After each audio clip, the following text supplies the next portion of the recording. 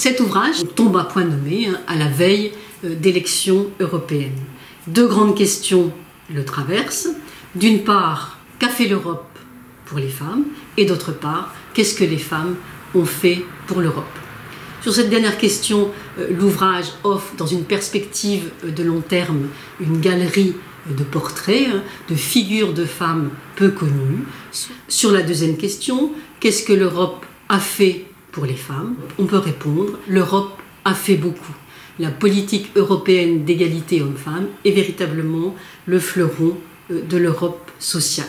C'est une politique d'égalité qui se met en place à partir d'un unique article, l'article 119 du traité de Rome de 1957, qui pose le principe de l'égalité de rémunération entre hommes et femmes pour un même travail.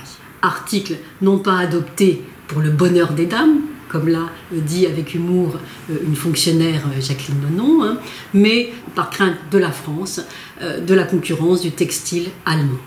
Cependant, à partir de cet unique article, s'est mise en place progressivement, sous la pression de revendications de femmes, sous la pression d'une grande grève qui a eu lieu en Belgique en 1966 dans la fabrique nationale d'armes d'Herstal, sous la pression également de juristes, de militantes à l'extérieur, s'est mise en place une politique communautaire d'égalité hommes-femmes en 3 phases.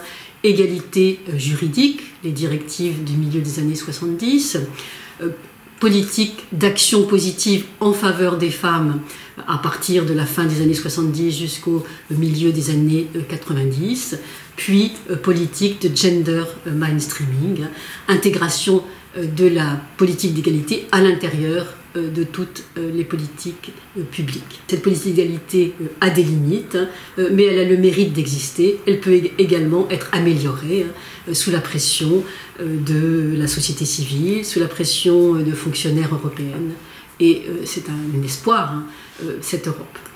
Finissons par présenter la couverture de cet ouvrage, magnifique couverture à nos yeux, qui reprend une belle affiche de 1979, affiche primée lors d'un concours lancé par la Commission européenne et des journaux féminins.